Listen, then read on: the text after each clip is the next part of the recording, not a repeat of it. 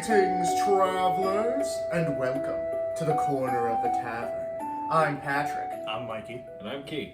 And today, we are finishing up our reviews of the Dungeons and Dragons movies. I almost said Lord of the Rings movies. That wouldn't have been right. Nope, not at all. And this is the last of the live-action movies, correct? Yes, this is the last of the live-action movies. Book 3. Considering we started this channel with the Oh, yeah. Yeah, with Honor Among Thieves. Yeah, but now we're finishing it up with the Book of Vile Darkness. Yep, released way later than some of the other movies. D&D 2000, and then Wrath of the Dragon God was a little later. This Book of Vile Darkness was 2012, 2011-ish. So these are really far spread out. Yeah, these are really far spread out. And then when was Honor Among Thieves made? Like 2022? Something like that. Was it? Yeah, it was in the 2020s. So I'd say like 2022, 2023, somewhere around there. Yeah, so like all of the D&D movies, like they're always like Super spread. Super spread apart. But yeah, so much like the last one we reviewed, I think that we need to give a plot summary because not only, is this one like I can't imagine a lot of people watched it. We had trouble finding it to watch. Yeah. Yes, this is a difficult movie to find. These were straight to DVD movies. Finding any sort of streaming service or site to watch this on was a challenge in of itself. We tried to watch it on YouTube. It was only in like Hindi or something. Yeah, somebody uploaded a version that was only in Hindi. Yeah. And then with no subtitles. And then we looked at trying to buy like a DVD, but it was like banned or some shit off Amazon. It's near impossible. It's hard to find. But we found it thanks to our friend Mikey. I had to scour the corners of the dark web. You have to look on snuff film sites. Dodging gore videos and fetish videos left and right. I don't want this. I don't want this. I only want the shitty D&D movie. I don't care about your ads for Bitcoin. This would be a really good spot to bring in today's sponsor, NordVPN. No. we do not have that. You too could watch the Book of Vile Darkness without worrying about getting your credit card information stolen from the dark web. That would be sick. Yeah, we're sponsored by Surfshark today. No. No, we're not. No sponsors. But Maybe one day. maybe. But so I do feel like we need to go over this movie since it's so this one's like practically underground. Yeah.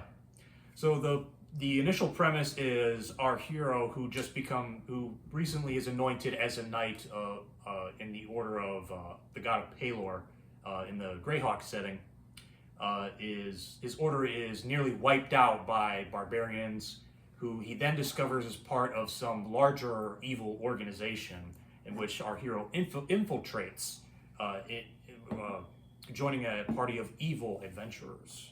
He does this because the barbarians kidnap his father for reasons that are unexplained to us at the beginning. And all he knows is that they have his dad. He needs to rescue his dad. So, to get a little bit more in depth, we start the movie right after his knighting ceremony. He was kind of expecting like some sort of like, I don't know how else to describe it, but a sign from God that he is A sign from the god Pelor. that he is like some sort of chosen or truly anointed one, which does not come. And his dad consoles him after. He's like, listen, I thought the same thing as you when I was younger. He's like, no, Dad, you don't get it. You don't get it, Dad. I'm special. People should suck my cock and kiss my toes. Not exactly like that. It was pretty close. No. He expected it to be a knight of legend, part of a group of that was vanquishing evil, doing good in the world. But since he's in a time of peace, there's little to no evil to vanquish. And so as a knight, they're simply meant to keep tradition. Yeah, that's what his dad tells him, like, straight up, is he's like, we're basically just holding traditions until, like, evil does arise, at which point we will be badass, but, like, He's like, stop bitching at peace times, just enjoy it. Yeah. And then on cue, if you wanted a sign from God, dude, here it is. The barbarians ambush, kill his entire order, and take his dad hostage. So he's like, Because all the knights are all old and fat. So he's like, I gotta rescue my papa, my daddy, my duda, and which is that I only say it like that because like there's a point towards the end of the movie where he does meet it back up with his dad. And he's like father, dad, daddy, papa, father. Like he's like cycling through every synonym for dad. It's like that's kind of weird. Normally you just call your dad like one of those, like all of the above it. But so. He goes in town where he meets the world's like friendliest prostitute. I swear she really likes me. She has a sort of indifferent disposition towards him, but after revealing he was part of the knightly order, she states that her brother was also part of the order and was slain. Yeah. And she takes him into an adventurer's shop and buys him, free of cost to him, a fuck ton of sweet magic weapons, armor, and items. Yeah. a new set of armor, a brand new sick-looking evil sword. Yeah, like a bag of holding. A bag of holding. Poison. Yeah, a vial of poison. Potions.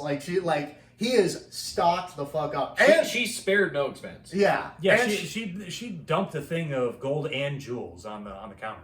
And she also informs him where he needs to go, who he needs to fit in with to rescue his father. So he goes into the local tavern where we meet our party of evil adventurers. Mikey, would you please list them out for me? We have a Shatterkai witch, a Goliath barbarian, a human vermin lord, and a human assassin. Yes. And they're all trying to out-evil each other at the table when we first meet them. They're all... Yeah, they had a previous party member who was of no importance. All we know is that he wielded a magic spear, and I believe he was an elf. He had pointed ears. And the reason he is a former party member is because the main character trying to fit in with evil dudes, he walks up and they're like, "Welcome to the Salty Spittoon, how tough are ya?" The vermin lord turns to our hero and says, "Do you have it in your heart to be terrible?" Which I think is probably one of the best lines in the movie. He's one of the best characters in the movie. Yeah. And they basically task him. They're like, "If you want to join up with us, you have to kill a random guy here. Anyone will do." And he's looking around the bar. He's like, "Oh, I can't do it." And is conveniently placed with an out when their spearman of no consequence is like, "Well, I'll kill you." And so he kills that guy in self-defense. And for some reason they accept that, and it's like, that's not It's the not really test. cold blood, yeah. It's not cold blood, and I think the vermin lord was wary of what was happening. He was like, I don't know. Mm-hmm. So he's like, you'll do for now, but I'll keep an eye on you. I mean, that guy was kind of piecing things out throughout the movie. He was. He's a smart cookie. Mm-hmm. So... Or should I say never mind. Have you ever had a dream that you could...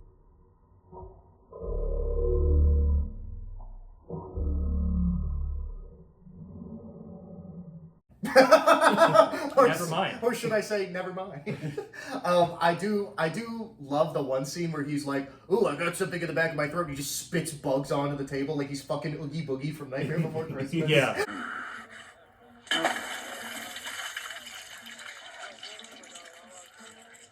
Mafi Jangwa.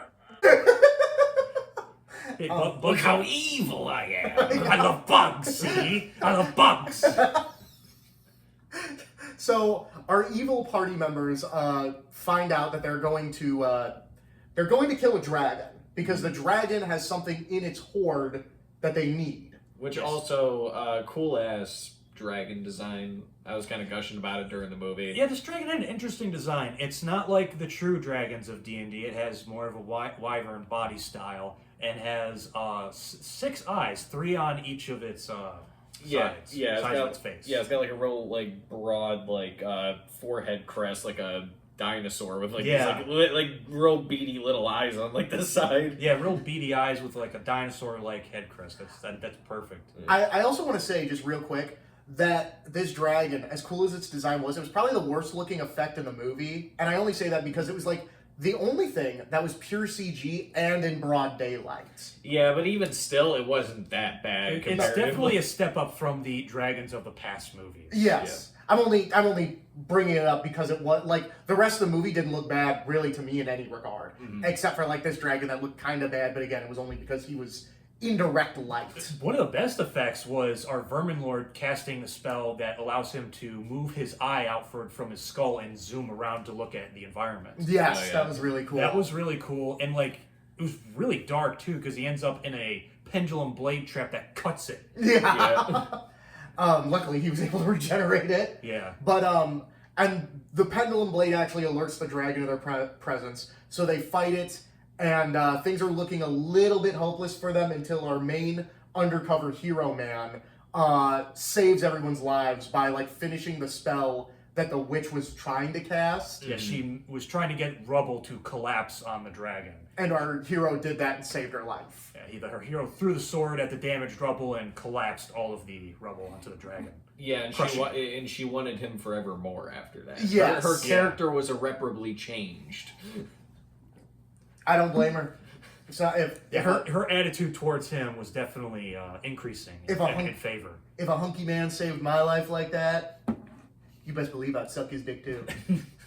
But Yeah, you saved my life. My body is yours. my life for yours. But so after that, they're like they're just talking evil. They're just like, haha, I'm evil, standing around the dragon corpse. Twirls mustache. Yeah, when the hero man, he's like, oh, there's civilians left alive, we gotta go save them. And then the witch is like, did you forget who we are? We're evil. Yeah. Why would we save anyone's life? For evil. And he's like, no, you're right. We're being evil by saving people's lives because then they'll think we're good guys. And they're like, Pretty foolproof plan. yeah, and she's Don't like, you see we're deceiving them? yeah. Yeah, it's a deception. Stupid bitch. And she's like, you're right. Genius strategy, also evil man. Yeah, not at all suspicious paladin.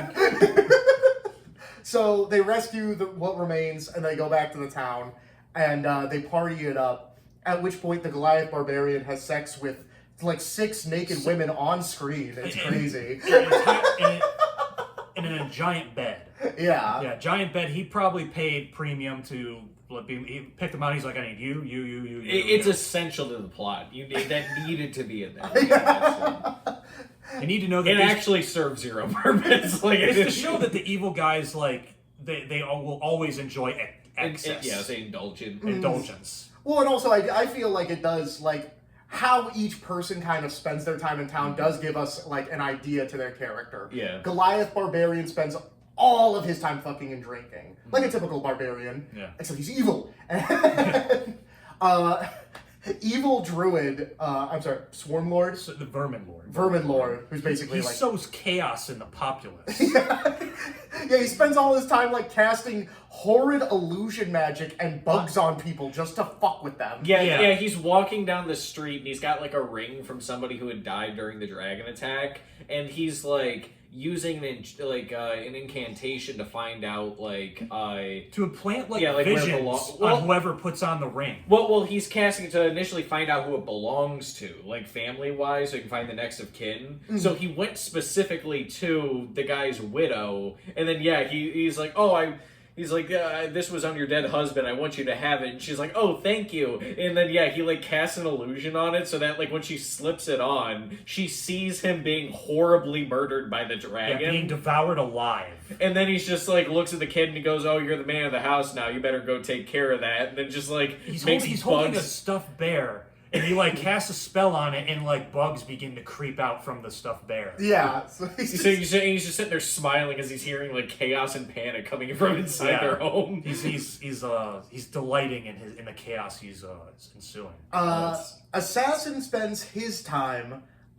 He's getting down to business at this part. He's searching for the treasure vault that's secretly hidden within the village, in which he does. and he finds it and he steals from it, and then the undercover paladin or the witch is attempting to seduce the undercover paladin because she's like, you saved my life, so now you get to fuck me. And he's like, I don't want to fuck you. And she's like, why, are you gay? And he's like, no, I'm not gay. So he fucks her. He had a good twist on what she was doing at first because she by her like Shatterkai honor code, whatever you want to call it, was like, I am now fully submissive to you, and like he was like, I'm not gonna have just sleep with you. I want to humiliate you. Yeah, I want to humiliate. Because I'm that evil. Yeah, well, yeah, because she said you can ravish me, and he said I want to ravish your pride. Yes, And And he then said I want to humble you. And then she hits him with the "I bet you're gay," and he's like, "Bet not." And He's like, pulls no. out. So he gives in. yeah. Yeah, she's like, I bet you're gay and a good guy, and we're gonna leave you behind. Oh no. Only I gay- bet you're a nice guy with a 401k and a job. No, I'm like a total bad boy who owns a motorcycle. Come over here. I'll prove it to you. So they have sex. And she pegs him. that does not happen. I feel like it canonically happened. He's got scratches in very odd places. Yeah. Mikey, you didn't see how gaped his asshole was? How else could that have happened? Yeah, I was That saying, there's a scene he gets up out of bed and it's just whistling at you. I was in the bathroom. But so that's how they all spend the night. And I want to take this moment to point out, because I've said this before, and I feel like these scenes were actually like incredibly important because every member in this party has like an established character and traits, which the past D&D movies Did not do. They did not. yeah, like 2000 and Wrath of the Dragon God. Wrath of the Dragon God, there were always superfluous party members. Like in 2000, He's like definitely the dwarf. dwarf, The dwarf. elf. In Wrath of the Dragon God, the a cleric, cleric. and also The wizard. the wizard. Yes, were completely superfluous. Yeah. But this movie, every character had like character Yeah. and traits and was kind of important. So they converge in the center of town after stealing all of the hoard, and they're like, all right, let's blow this bitch. But the town was ready. They were like, They locked the gates. and they were like, they And would have, the town militia emerges They ready would- for a fight. and they specifically said that they would have gotten away with it had it not been for the assassin going full murder hobo and killing Yeah. a fuck ton of people on his way out. Yeah. They tried to negotiate to just take half the treasure, and they did have some villagers supporting. It's like just let them take half. Yeah, and then the vermin lord just fucking... Well, before that, because something very important happens, because they're in sort of like a standoff mode, and the paladin brokers for peace, and he manages it, because like the witch is like, let us go now or we'll kill you all, and the man is like, or you'll die. There's also that possibility. Yeah. And it looks like all hell's about to break loose, so Paladin Man is like, we'll take half the treasure and leave you half. And the town mayor is like, you know what? I'll agree to these terms. Take your treasure and go. When then... Yeah. The Voidlord makes him explode. It looks like a scene straight out of like Scanners. Like it's kind of good. Like, it's pretty Yeah. cool. I'm pretty sure they practically blew up like a mannequin or something. Yeah. Just like it's just this vaporizes him on the spot. It's pink vapor and body parts. It was also just especially funny because they literally just brokered the deal, and then with him, without consulting anyone, just goes, blows up. No, I want the chaos. Yeah. So all hell breaks loose. They start just killing everybody. They burn the place to the ground. And meanwhile, Paladin Man sneaks off to rescue the children. Yes. So they all regroup where Paladin Man finds out that the party is going to split. The assassin is going to go to where he needs to go. Before we continue with that, the Vermin Lord, flying around as a swarm of insects, actually picks up that he's saving the children. He's aware he's doing this. Mm-hmm. So, which confirms his suspicions, but he keeps it to himself. Yes. And afterwards, when they all reconvene, he finds out that the party's going to split. He doesn't really know who to follow, and he kind of views it like his best bet is to keep everyone together so that like they will eventually lead him to his father. Mm-hmm. So after banging the witch again, It's essential to the plot. he goes. In the middle of the night, like they're just on bedrolls. Yes. Yeah, like it's like it cuts to them. There's like no tent. They're like right there on a bedroll next to the fire. Like no shirt, nothing. It's like in the middle of like autumn. Well, it's Baldur's Gate 3 style. Yeah, it's Baldur's Gate 3 style. Dude, you're cold out there. That's why you got another person. True. So he gets up and he sneaks over to the barbarian who's drinking in the middle of the night.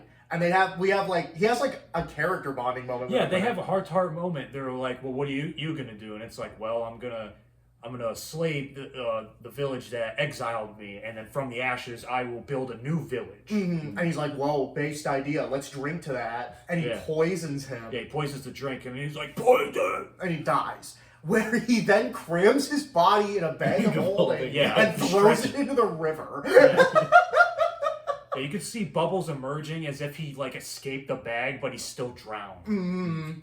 So he dies in the middle of the night, but he frames it in such a way that it looks like he took all of the treasure and ran away. So now they're like, oh, we need to go back to base. And the assassin is like, fuck you, I don't want to do that for some reason. I forget why he was going to do that. So they kill him. Yeah. And so now we're just down to... Wait, no, they were she possessed the horn they needed, and he's like, no, you give me the fucking horn. Oh, yeah, that's right. But so they kill him, and we're down to... Oh, but before that, this is important, again, for the paladin character, because he has the opportunity to apply... like potentially save him, because he's like, oh, the scorpion stung me, I'm gonna die, but she'll heal me if you ask her to. And for mercy, and he's like, no. He denies him mercy. So another evil act. Yes, the denying of mercy, poisoning. Before we get to the scene. Yes. Yes. So we're down to just the Swarm Lord, the Witch, and the Paladin. And they all go to like... He successfully sneaks in to their base where he meets like their leader, who really isn't characterized. We're skipping over some stuff here.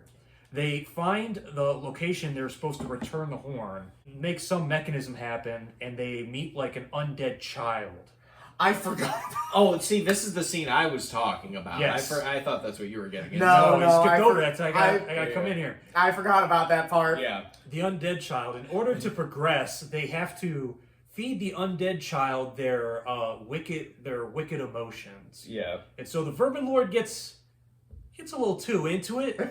He lets it suck on his fingers. Yeah, it sucks on his finger and it's going. It's real nasty. It's doing it for a minute there, and to the point where even the other party members are getting uncomfortable. Yeah, the Vermin Lord's got a wicked smirk on his face. It's real uncomfortable. And you even pointed out after it was done, he licked his own fingers. He does lick his own fingers like a freak. And then it's the Paladin's turn to go. And what I really like is that the evil child is like, you're evil. You've done something bad. Yeah, so it deems him evil as well. Yes. But then, when it's the witch's turn... It's disgusted. It keeps shouting, love! Yeah. Love! She's in love with the Paladin. Yeah. And I said when that scene happened, like, even the Paladin looked at her, like, so disappointed. Like, really?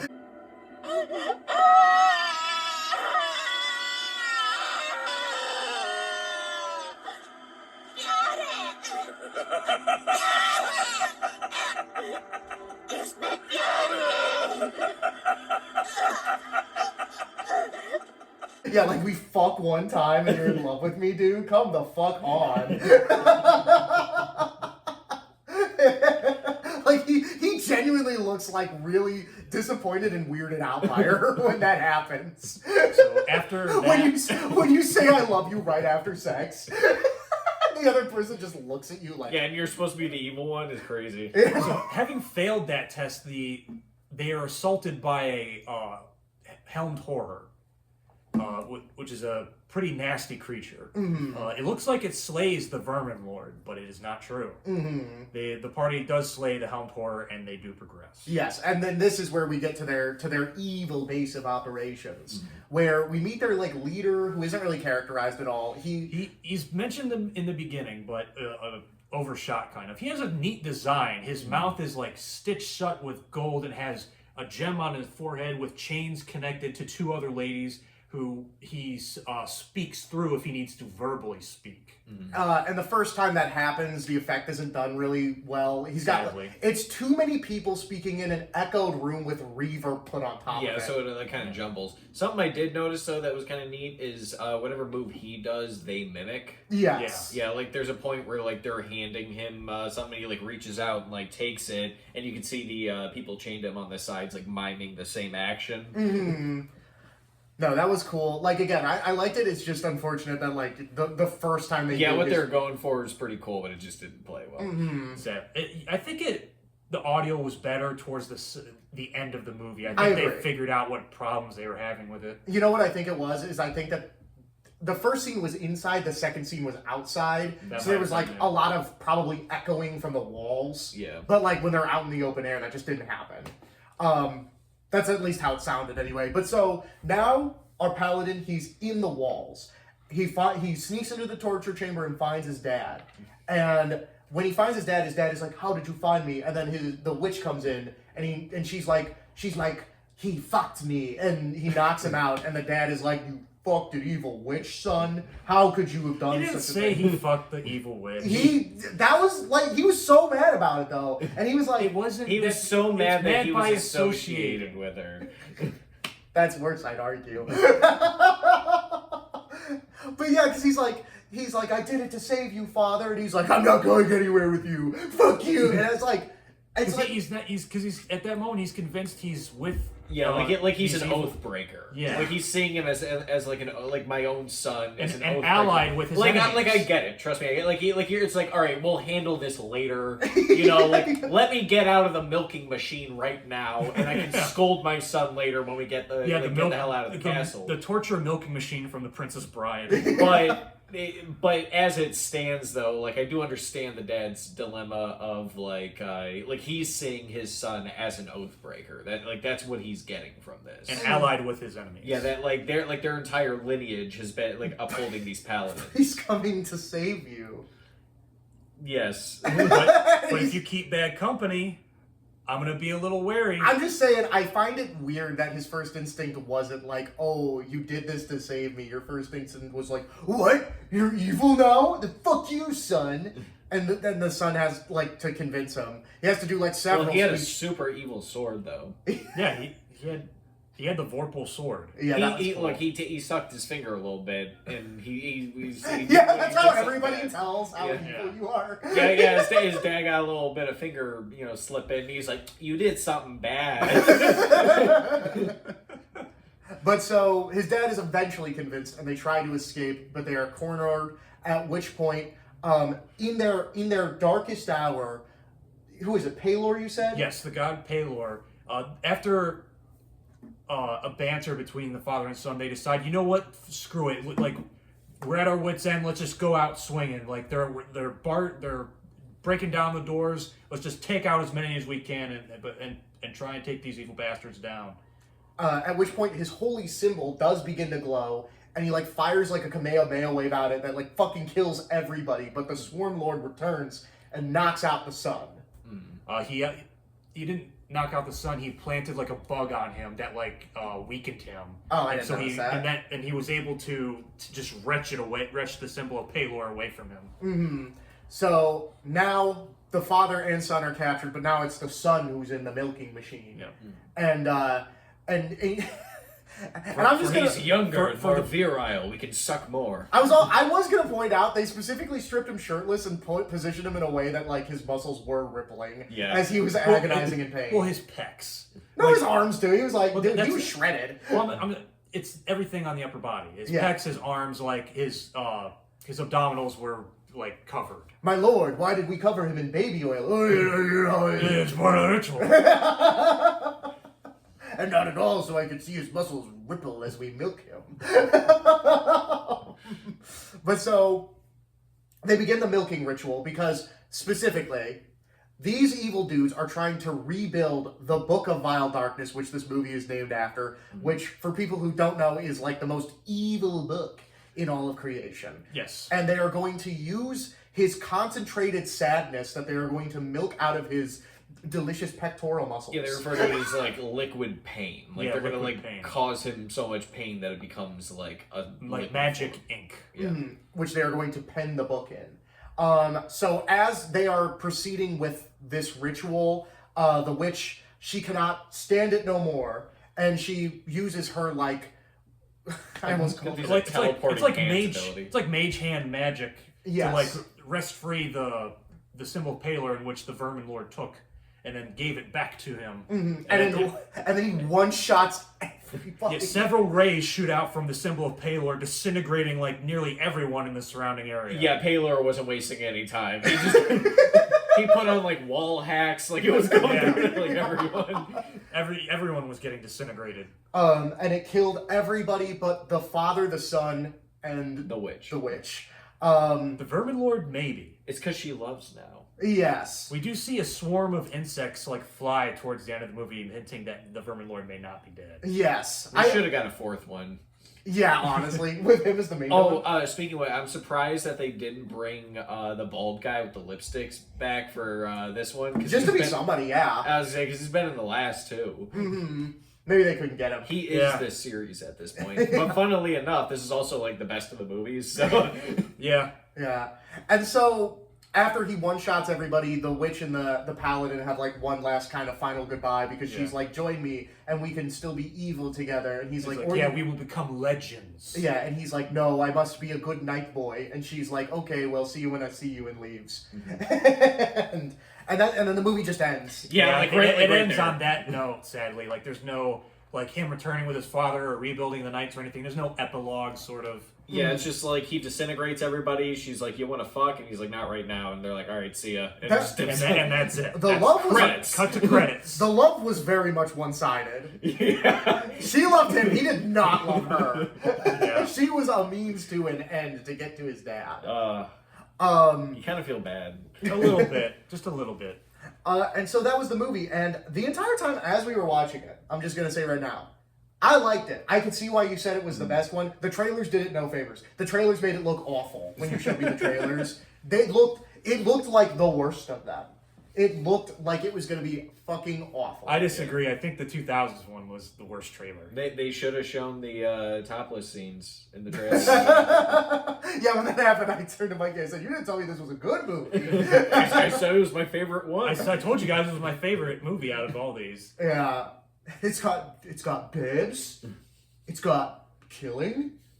It's got cool evil designs. It's got rippling pectoral muscled men getting milked. It's got that scene where she gapes that guy and then he stretches his eyeball. It's got the scene where the demon child sucks on a demon man's fingers. Undead child. Undead child. That doesn't make it much better. That was the That weirdest kind of scene. makes it worse. That was like the weirdest scene in the movie, but It is bizarre. but that weird kid had a fucking crazy design. Yeah. It was crazy. She had like reverse eyes. Yeah, it was like the sockets were in the normal place, but the eyeballs themselves Were like, vertical. were like taken, moved to the side, and like switched vertically. So they were like up on like the sides of her face, that then led down to like muscles around her jaw. Yeah. I did like the joke we were making when the main character first entered the tavern, and it was like the whole evil party sitting in the corner, and we were like, it's us. Yeah, That scene was also it's all the cringy rogues sitting there. that scene was they're also people. product placement for one of Wizard's mini games. Oh yeah, you were saying because they were playing it in the bar. Yeah. It was yes, a card game. it's a card game called Three Dragon Ante. I will say that was like so quick though. It wasn't like let's play a full round. But it's like here, let's plug a D&D product on screen. One of them has a Coke can with Coke facing the camera, like in the medieval bar. One of them's like, wait, hold on a second. Pulls out like Raid Shadow Legends. Yeah, right. Oh, I just got this champion and it like does so much damage. It's like that scene from whatchamacallit, like where they're like talking about product placement being evil while like wearing more and more products as it cuts back and forth between them. Oh, is that Wayne's World? Yes. Yeah, Wayne's World. Yeah. Yeah, like every time like it cuts back, like one of them's like holding like a Coke or like like Domino's pizza or some shit. One of them, because you said Magic the Gathering is owned by Wizards too, right? Yes. It's like they start playing like Magic the Gathering in the fucking bar. They're like opening the booster packs. Like That would be insane. Just a Magic the Gathering booster pack in like a D&D movie. that would be so fucking funny. And they're like, and then everybody, and then in a funny advertisement way, they're like, "What color are you playing?" And everyone goes, "Black." Yeah, no, like I said, it kind of had the same feel of like if you see some kind of like Witcher product and they're just like, oh yeah, we're playing Gwent or something. Yeah. Because I kind of felt like. I mean, that's still a little bit different because, from my understanding, Gwent started in like the Witcher 3 It video just game. reminded me, what if in the next season of the fucking Fallout show, they play Caravan? Oh man, I would hope so. I would hope so. And there's probably gonna be some kind of joke where they're like, "Yeah, I don't get how to play this shit."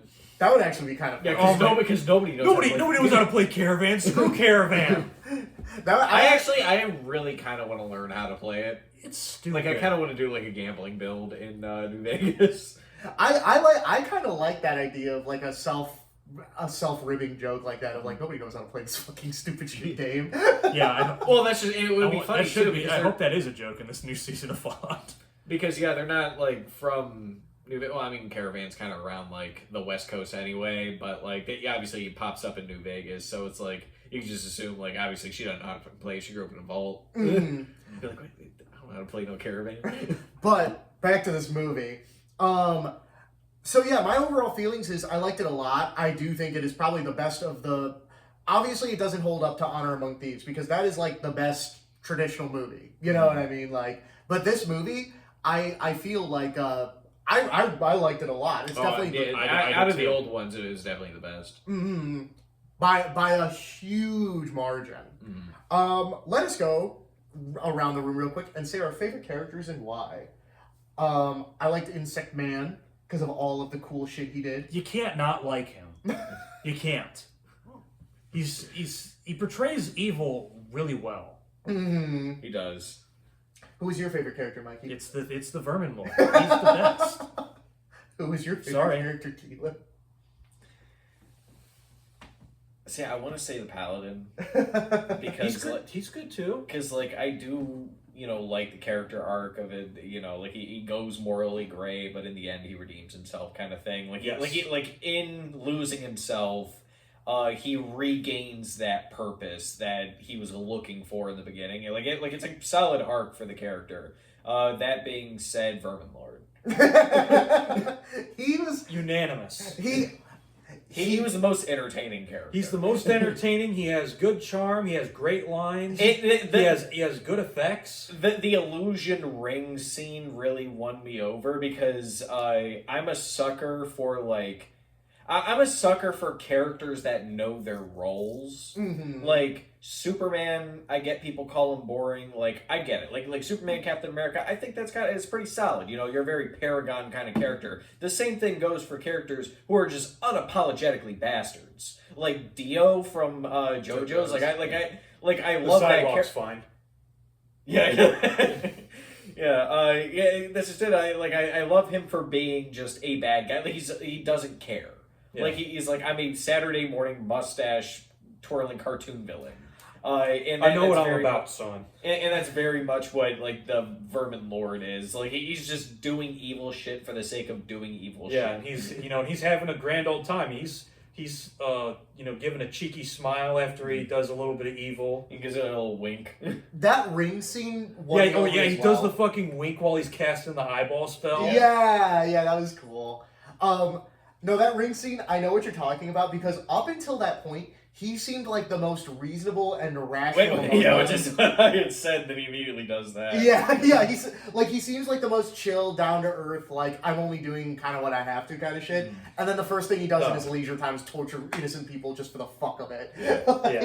Yeah, like everything leading into that, like the whole party is like overly edgy and like, oh, we're bad guys. But like the Vermin Lord's just kind of like laid back and he's like, yeah, I mean, we're bad, but whatever kind of thing. Yeah. Like he's not like that into it. Like he still kind of has almost like this fatherly banter to the Paladin, which even comes back into play later in the movie. Yeah, he's like, I was a bit more than a father than this man ever was. Yeah, like when he knocks him out, when they're going to make their like final stand before he's captured. But yeah, so he kind of has like a little bit of a fatherly banter and is kind of like he sniffs him out from the beginning and he's kind of warning him that he's like, I'm on to you throughout the movie. I like the way he did it too. Yeah. Where he tells him how to hunt raccoons. Yeah. And he says like I really like that when he's like, you just cut a hole in a box and you put an apple in it because the raccoon will never drop the apple. Mm-hmm. Yeah, it's too greedy. It's too happy that it has the apple. It's not going to let it go. Like, Yeah, by the time he figures it out, the rock's already fallen. Yeah, like he has the best lines, the best delivery. He does the coolest shit in the movie. Cool as shit has this thing suck on his finger for like 30 seconds straight. That's like one negative point. Which is funny too, because like the other two characters, she gives like one or two cursory licks, and then like for him, she's just straight sucking on it for like 30 seconds. Yeah, he's to the got point like, where everyone's getting kind of awkward. Yeah, he has like the highest reserve of like evil deeds, so she's just like had a buffet. She's like a buffet to him. Yeah. Well, also just the fact that he was enjoying it, like while everybody else was just kind of like, "Could you stop?" And he's like, No. You don't understand. This is what I'm into. "You guys fuck each other. Leave me alone." But yeah, like, so he was my favorite. But I will say the Paladin. I agree. He had a great character arc. He was. There were. I was gonna say there were no bad characters. Haha. Tee haha. But like, I don't know. For me. I personally, not that he like didn't serve his purpose or whatever, didn't really care for the assassin. I thought he was the weakest. He had the shittiest design. He was wearing armor that was like 2 sizes too big. Yeah. It looked like shit. And he like, I don't know, he was the fuck up of the group. A little bit. It like, to be fair, he did have like the least amount of synergy. But he was also intentionally parting ways. Mm-hmm. So it was like, I'm only with you for like this dragon bit, and that's about it. Mm-hmm. Like he did end up sticking with them through into the town because the paladin talked them into going to the town. But initially, he was only there just to kind of get the share of some of the gold, kind of thing. Yeah, he knew like he had insight into like there was like a vault of treasure that the village had, and he discovered it, killed one of the guards, and took it all. Mm-hmm. But yeah, no, he did have like the least amount of synergy with the rest of the group, so I do understand that. But yeah, no, like, but to the same point, like in all the other movies, like you said, there are tertiary characters that are just unimportant at all. Like they really serve zero purpose. Like even you serve zero purpose. You should kill yourself now. But but even when it comes to like the assassin guy, like he still moves the plot along to a degree, and then like even like the biggest point that he puts in the movie is that to play into the paladin denying him mercy, like it helps push the paladin along as a character. Oh yeah, I know. I'm not saying that. Like I said, I'm not saying he was like a bad character. He's just my personal least favorite. Yeah. And then I did like it. You brought it up in the initial scene in the bar where like that one chick was hitting on the paladin, and then the witch. Who, like, the dude never even looked her way. Yeah, like you said, she was like, she had the eyes of a hawk with jealousy. Well, also just the fact that she was like, I guess I'll fuck you now. She walks up and like grabs her by the collar. So reluctant. She slams the other lady to the floor, like off. Like she like pushes her, and you almost hear her fall to the floor off screen. She like grabs the guy by the collar, and she's like, let's get this over with. But yeah, I was joking, be like he said, like it's a very one-sided thing on like her part because the entire movie, he up until this point, he never looked at her once that way, and then she's like, "Oh, I'll do you the favor of this," and then she's like begging like a dog by the time like they get back to the hotel. Because at first it starts out like it's a Shatterkai honor thing, she says, and then she's like, "All right, She's like, "No, but like for real though, are you gonna fuck me or are you gay?" And so she was very tsundere coded. Yeah, absolutely. She tastes like love.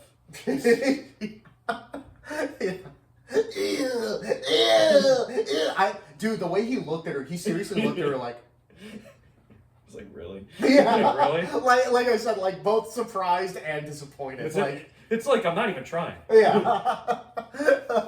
He was just a good-looking guy. What can you say? He was ruggedly good looking. Yeah, he was. Like in the best looking main character we've had so far. Pretty much. The dude in the 2000s movie, he was like boyishly. He was boyishly handsome, but he wasn't like this guy. He wasn't a man.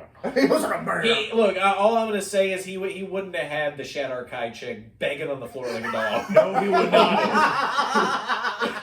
She was down bad that That's- whole movie. that's like true. as soon as he saved her life from the dragon attack, she was down bad the rest of the time. Pretty much. The way she sees him, it's like that Chad meme where it's like the Giga Chad's face over it with the. Like, no, you're right. You're right, because also in the 2000s movie, that guy was the simp. He literally was risking everybody's life and got snails killed just because he was down bad. Yeah. Yeah. Yeah, this guy was on a mission and she was falling for it. But so yeah, so it was a real good movie. I really don't have much in the way of negative things to say. Oh, I about this don't. one. It's a shame don't it's so either. hard to find this one because I actually probably would buy it. Like, Yeah, if you can get a DVD copy of this movie, get it. Yeah, heavy recommend. This is like, okay, so we both agree. Let's do a little thought experiment. We both agree that this is the best of the old ones. Yeah. How would you say to your guys' expectation this holds up to the newest one, Honor Among Thieves? If we were to compare the two, because those are the two best ones in my opinion. Based on my tastes, I probably would have liked this better. I don't think it holds up well enough, personally. The effects aren't there first of all compared to Honor Among Thieves. Even past the effects, in my opinion, I think it's more just like story. Like this one has a very solid story, and that's what makes it so much of a standout comparatively to the other ones. Like this is undoubtedly better than the other two were, but like as much as this one has like one good central story around the main character, the other one had like multiple like overlapping like character plot lines between like the entire group. That's true. That led into what eventually would be the ending. So like it felt a bit more full from the entire group. Cast. Yeah, from the entire cast. Also, the action was filmed way better.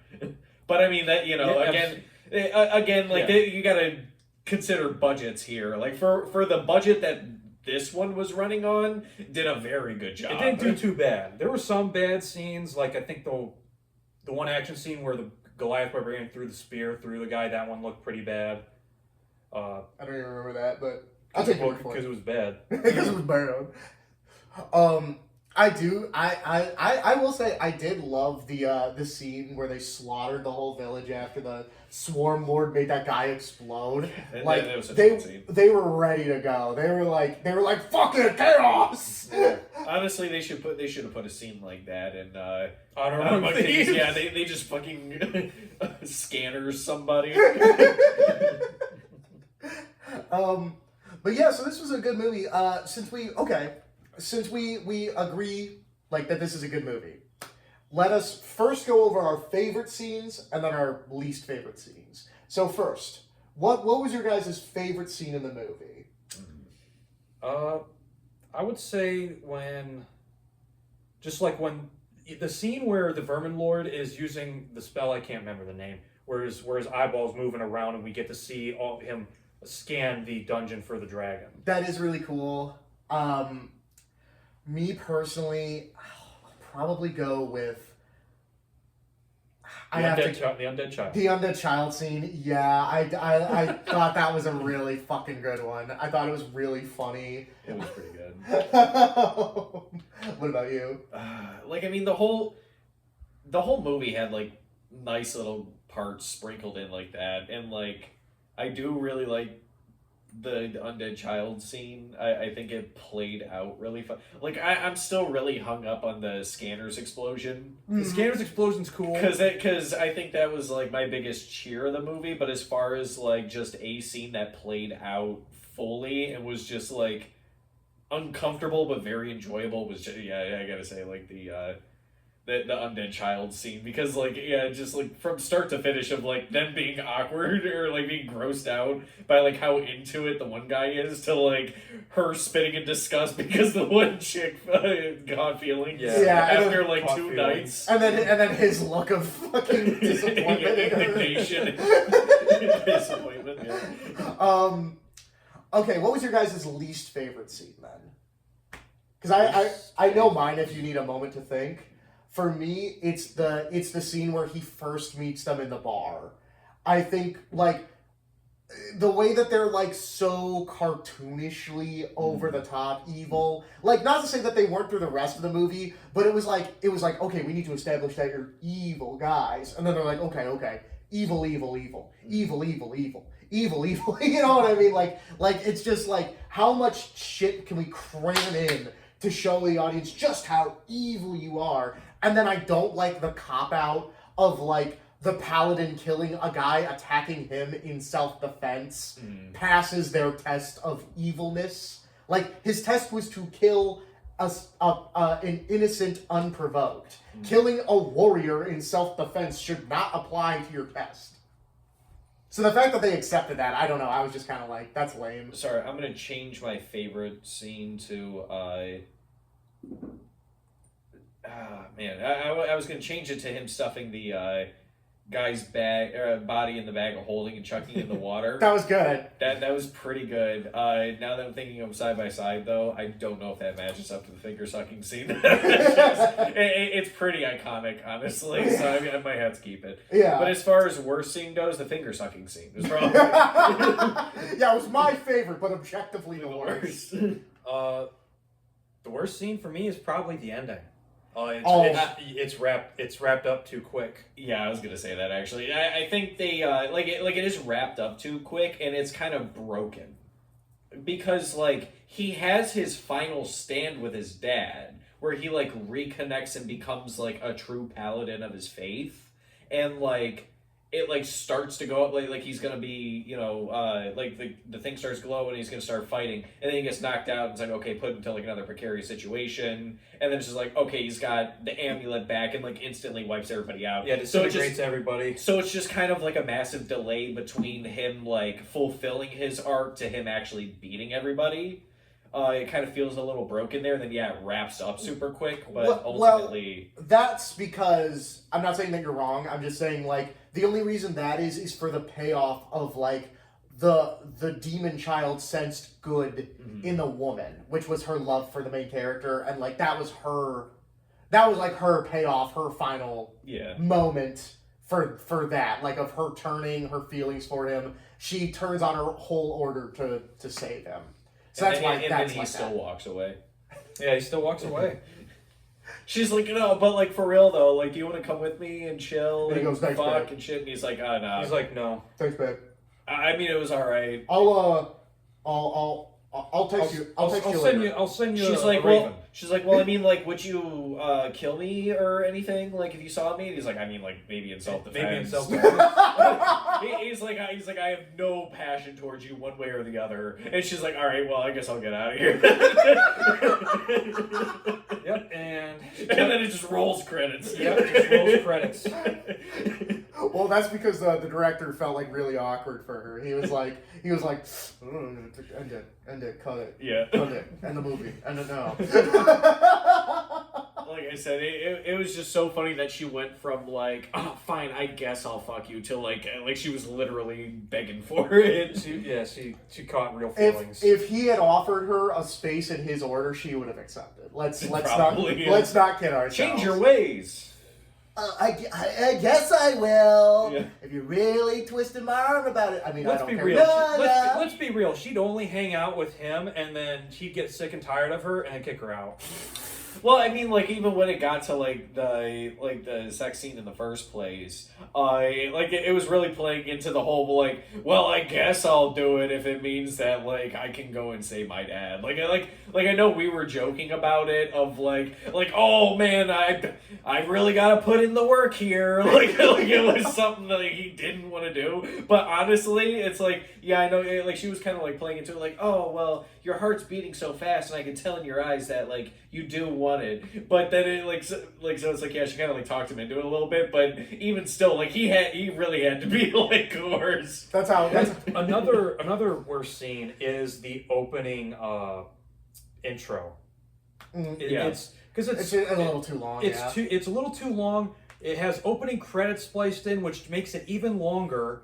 And it's like, just say, why are you doing this now? Yeah, because the thing is, like, it would have worked if it was like, oh, you're giving the backstory and like the slideshow and stuff, but then you're like superimposing like the credits over it, like a movie normally would, so you can kind of wrap them in together. But what this one did is it would be like a bit of slideshow where they're talking, and then the screen would fade to black. You get your stuff pop up that tells you, oh, directed by this, blah blah blah, and then it would cut back in and keep talking, and then cut back out, and it would just keep doing that over and over again. So it like really dragged out. Yeah, that drags out. No, I agree. That wasn't great. But I was also just gonna say real quick with that witch chick. I was gonna say that's how I pick up women. I guess I'll fuck you. I'll do you the favor. No, it's okay. I don't want. No, I get it. Well, I mean, like, it was funny because she was the one doing that, no, and no. he did not look at her. And then I was gonna say, and then they pity fuck me, and I'm like, I love you. You're the witch? Yeah.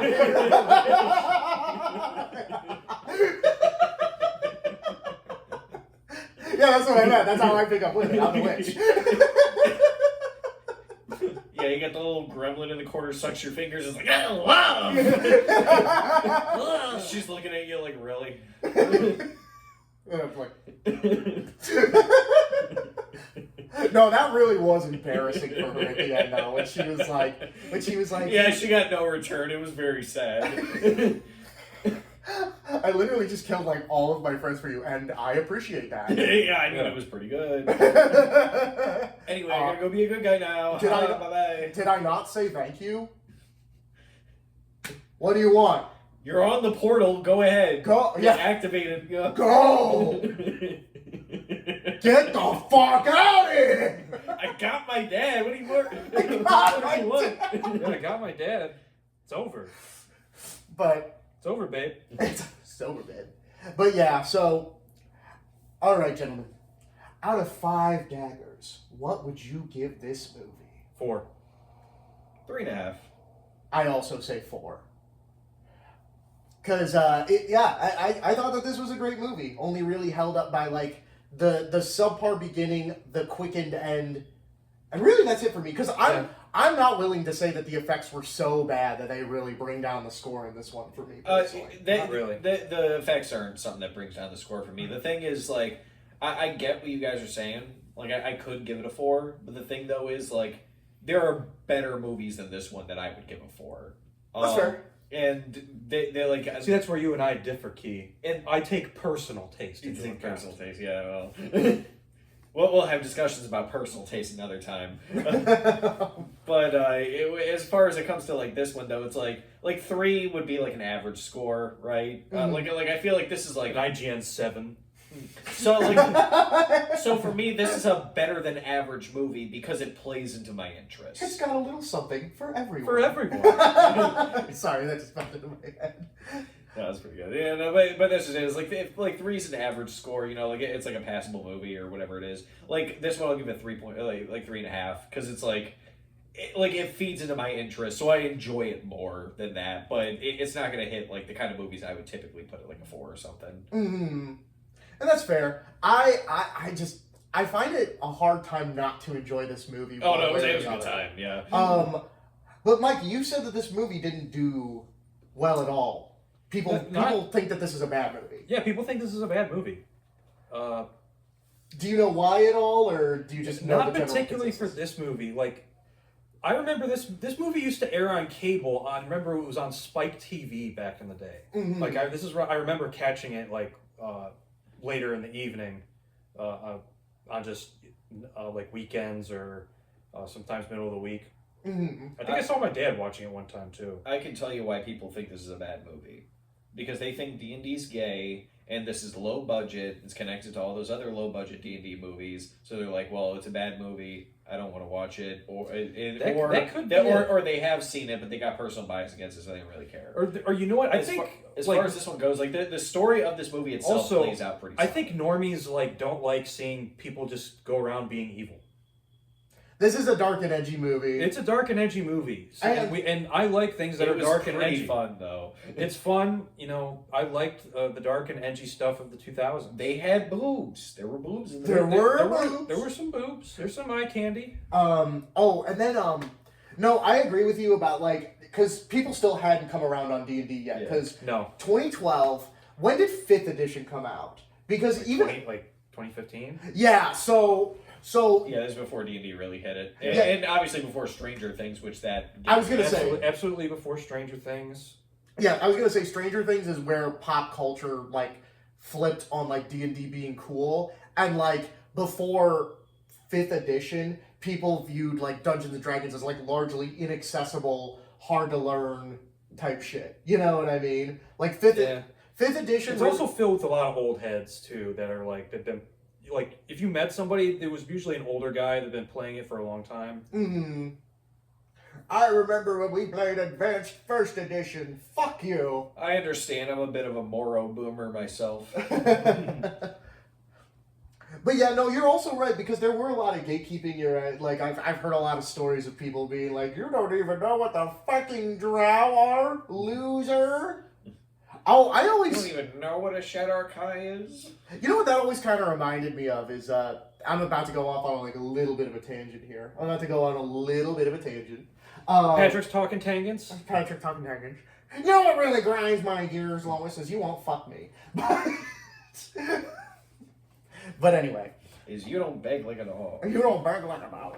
But, it's just like, you know what I always found funny is in like, you know, movies and stuff like that. The jocks are always like the exclusionary ones who are always like, nerd, you can't even do this, blah, blah, blah. And the nerds are always the kind. You think the jocks are like the social gatekeepers? Well, in movies and in pop In culture, movies. right, jocks are like social gatekeepers, and the nerds are like the kind-hearted, sweet, but misunderstood, like just soft boys who you should totally give a chance. But if you actually talk to a jock in real life, you're like, oh, I don't know how to lift, and they're like, well, let me show you how to lift. But like you go up to a group of nerds, and you're like, oh, what are you guys playing? You don't recognize Magic the Gathering, you fucking. You don't know how to play this. You don't even know that. Yu-Gi-Oh! Season 0 didn't feature the Yu-Gi-Oh! Card game. Get the fuck out of here. Cultural literacy. The thing, nerds are like have been socially so low they want to be superior so bad through their own like interests. Well, and so my point is it's like I can understand like because I've heard a lot of stories about like people who did initially try to get into like Dungeons and Dragons and things like that, and then they were like met with shit like that. Absolutely. Because like I remember when we were in school together, and Yu-Gi-Oh! Started to come back into play. Oh yeah, I was part of that. Yeah, and I remember at first I was kind of like whatever, but then I like started to get like sucked into it, and I remember like people. This is like a little bit of a personal tangent, but I remember when I first started playing, I had like kind of a shitty deck. And everybody loved to play against me because my deck was so shitty. It was like free wins or whatever, but I didn't care. I was just enjoying the game. Well, finally, I got some good cards from a friend of mine, and I started winning. Nobody wanted to play me after that, and everybody started talking shit about me. I've experienced that myself as well. Not just literally talking shit, saying that my deck build was doo-doo dumb, brain dead garbage, like. Oh, his whole strat is just to get as many attack points as fast as possible in one turn kill you. That's lame as fuck. Well, too bad I won. Yeah, and it's just like... Build a better deck then. And so I guess my point is it's just like, I don't know, like, I've never come across, like nerds have been like the most shitty and backstabbing people to like me personally. Like so like I don't know, again, I always just find it funny when it's just like, oh, the jocks are the social gatekeepers and the nerds are the kind-hearted people who just need to give a chance. I've experienced that myself. I wouldn't blame somebody for being socially cautious if you have an interest in these sort of things.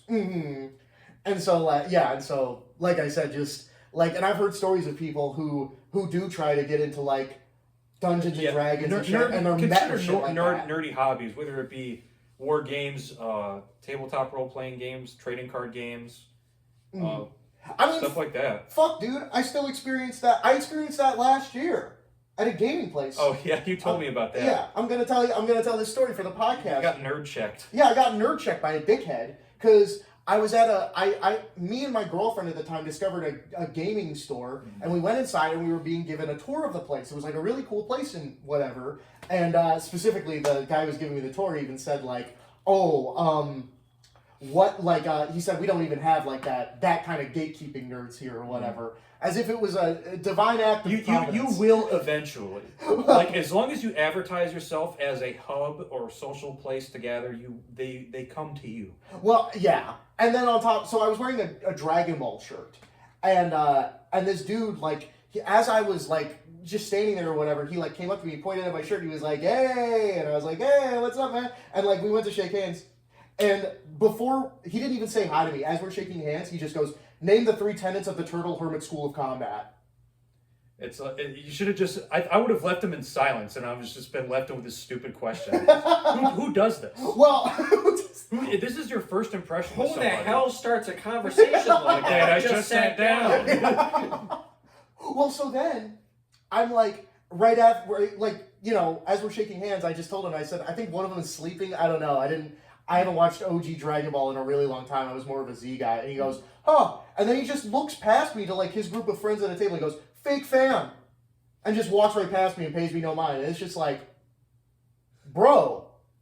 I'm a complete stranger Fake, you just yeah, met. fake fan because I didn't autistically remember the 3.